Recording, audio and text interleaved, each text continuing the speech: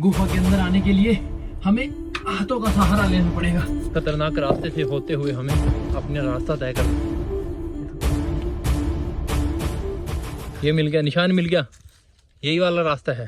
लगता है बारिश आने वाली है, मौसम भी अचानक। कहते हैं कि यहाँ के जो आदिवासी लोग हैं अपने हाथ पर घड़ी नहीं बांधते, तो वो समय कैसे पता करते हैं? यहाँ के लोग बारिश कराने के लिए ऋषि जी के आश्रम में जाकर हवन करते हैं, फाइनल आहुति डालते हैं, तो एकदम से बारिश होनी शुरू हो जाती है।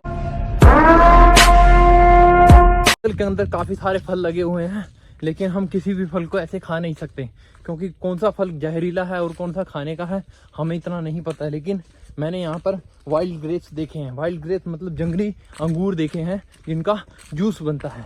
काफी गहरा और घना और रहस्यमय जंगल है दोस्तों। चलने लगी, पत्तों की बारिश होने लगी, हमारा स्वागत होने लगा। और मुझे रास्ते में देखो क्या मिला है। ये देखो दोस्तों, मैं बात कर रहा था ना आपके सामने वाइल्ड ग्रेप्स की, इनको बोलते हैं वाइल्ड ग्रेप्स। और इनकी ना औषधियाँ भी बनती हैं और इसको हम खा भी सकते हैं आराम से, लेकिन अभी थोड़े गंदे हैं, इसलिए हम इनको अभी साइड में रख देते हैं, बंदर खा। भैया समझ नहीं आ रहा अब कौन से रास्ते से जाना है। इस रास्ते से जाना है या इस रास्ते से जाना है? एक इधर है रास्ता, एक और इधर है, तो हम लोग डिसाइड नहीं कर पा रहे हैं दोस्त कौन से रास्ते से जाना है हम लोग को। बताओ फिर क्या करें? अब चूज करना पड़ेगा। और निशान छोड़े हैं बाबा जी लोग यहाँ पत्थर लोग पे, उसी के माध्यम से हम लोग को नीचे पहुंचना पड़ेगा। ये मिल गया, निशान मिल गया, यही वाला रास्ता है। ये जिस रास्ता से हम जा रहे थे यही रास्ता है। यहाँ से निकलने के लिए हमें पेड़ों पर हाथ रख कर जाना, क्योंकि यहाँ पर जाने का सही रास्ता नहीं है।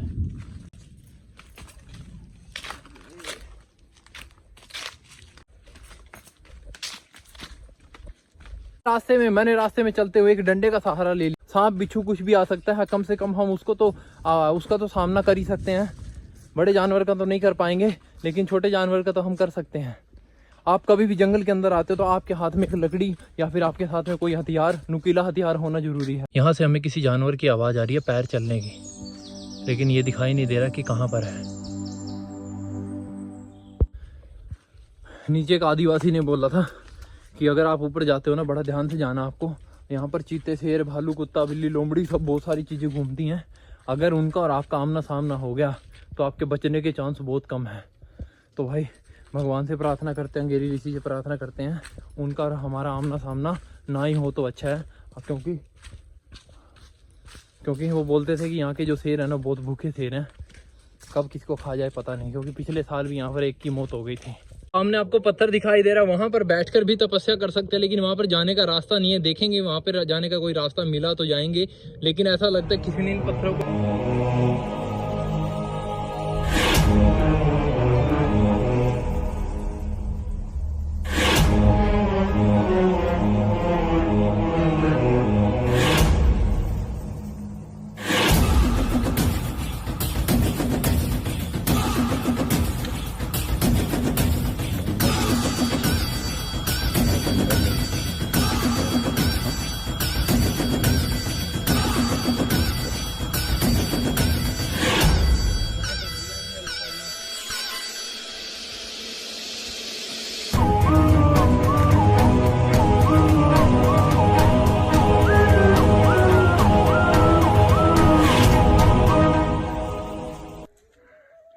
गिरा ऋषि महाराज की जय।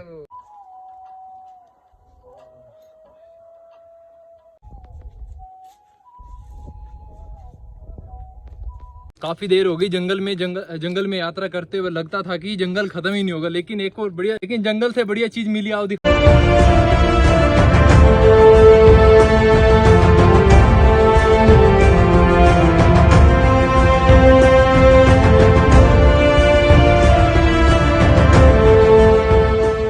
इतना बढ़िया नज़ारा देखकर मेरी तो आंखें खुल गई। जब से जंगल में चल रहे थे पता नहीं था कि जंगल कब ख़त्म होगा। जैसे ही जंगल ख़त्म हुआ तो भाई आनंद आनंद। हाँ, ज़िंदगी में ये आनंद सबसे कीमती था।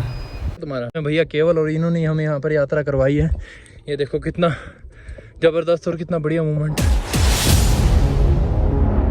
आज हम इन पहाड़ों पर चढ़ रहे हैं, जंगल में घूम रहे हैं, लेकिन आने वाले 20 से 25 साल बाद ये जंगल ख़त्म हो जाएंगे, ये पहाड़ ख़त्म हो जाएंगे, क्योंकि इंसानों की ज़रूरतें बढ़ती जा रही हैं। सामने आपको पत्थर दिखाई दे रहा है, वहां पर बैठकर भी तपस्या कर सकते हैं, लेकिन वहां पर जाने का रास्ता नहीं है। देखेंगे वहां पर जाने का कोई रास्ता मिला तो जाएंगे। मेरा कहना दोस्तों सिर्फ एक ही है कि अपनी ज़रूरतों को कंट्रोल में करें और पेड़ पौधे और जंगल को बचाएं, ताकि आने वाली पीढ़ी देख सके कि हमारे ऋषियों के स्थान कहाँ हुआ करते थे।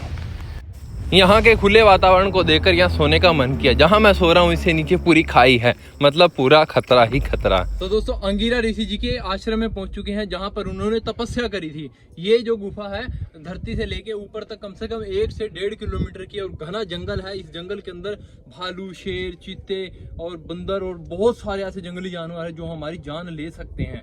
आइए आपको दिखाते हैं वो रहस्यमयी गुफा जो आज से 30 साल पहले इतनी ऊंची हुआ करती थी, कोई भी इंसान आराम से चला जा सकता था। लेकिन आज इस गुफा को देखते हैं तो इस गुफा के अंदर सिर्फ एक ही आदमी जा सकता है, और वो भी उसको ऐसे टहल टहल कर जाना पड़ेगा।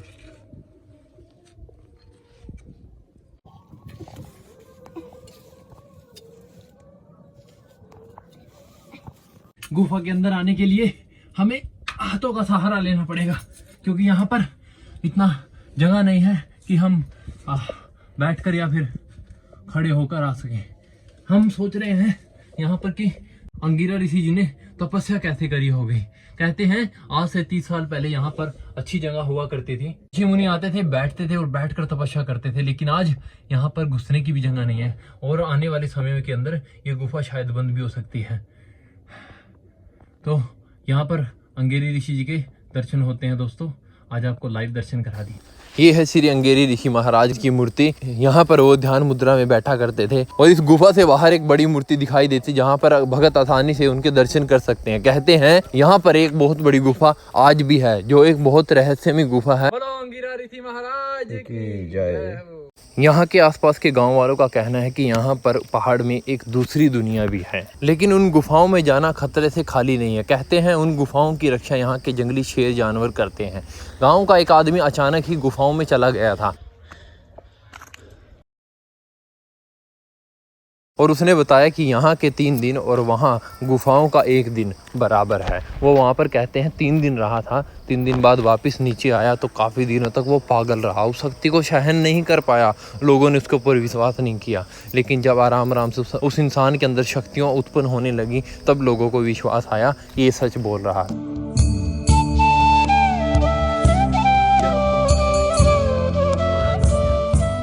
भैया जल्दी चलो, है बारिश आने वाली है। समझ नहीं आ रहा अब कौन से रास्ते से जाना है। इस रास्ते से जाना है या इस रास्ते से जाना है? कौन से रास्ते से जाना है? एक इधर है रास्ता, एक और इधर है। बताओ फिर क्या करें। निशान छोड़े हैं बाबा जी लोग यहाँ पत्थर लोग पे, उसी के माध्यम से हम लोग को नीचे पहुँचना पड़ेगा। ये मिल गया, निशान मिल गया। यही वाला रास्ता है, ये जिस रास्ता से हम जा रहे थे यही रास्ता है। काफी गहरा और घना और रहस्यमय जंगल है दोस्तों। इस आश्रम के अंदर ऊपर जंगल में पहाड़ों के अंदर एक ऐसा यज्ञ कुंड भी है, जहाँ पर शिवरात्रि के अगले रविवार को अगर हवन करते हैं तो जैसे ही पूर्ण आहुति होती है वहीं पर बारिश होनी शुरू हो जाती है। ये आज से नहीं हजारों सालों से चलता आ रहा है। यहाँ के लोग बारिश कराने के लिए ऊपर ऋषि जी के आश्रम में जाकर हवन करते हैं और बारिश का आह्वान करते हैं, उसको बुलाते हैं। दोस्तों हमें पहाड़ी के कुछ क्षेत्र में नीचे तराई की तरफ उतरना पड़ेगा।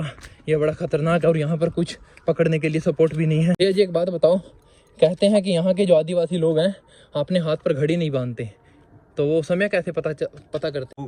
सूर्य और अपना छांव को देख के अनुमान लगा लेते थे, टाइम का हिसाब, आंकड़ा, सही समय को आंकड़ा निकाल लेते थे। चलने लगी, पत्तों की बारिश होने लगी, हमारा स्वागत होने लगा, और मुझे रास्ते में देखो क्या मिला है। ये देखो दोस्तों, मैं बात कर रहा था ना आपके सामने वाइल्ड ग्रेप्स की, इनको बोलते हैं वाइल्ड ग्रेप्स, और इनकी ना औषधियाँ भी बनती हैं और इसको हम खा भी सकते हैं आराम से। भाई प्रकृति ने अपना स्वागत कर दिया, पत्तों की बौछार कर दी जैसे फूलों की बौछार होती है।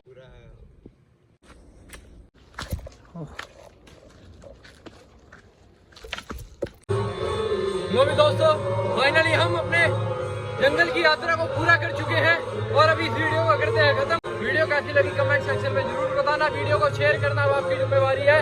मैं बिना पैसे पूरे भारत की यात्रा कर रहा हूँ अपने भारत की संस्कृति को बचाने के लिए। यहाँ से हमारे सनातन की उत्पत्ति होती है और यहाँ जो आगे सामने बस्तर पड़ता है, आगे की भी आपको वीडियो दिखाते रहेंगे।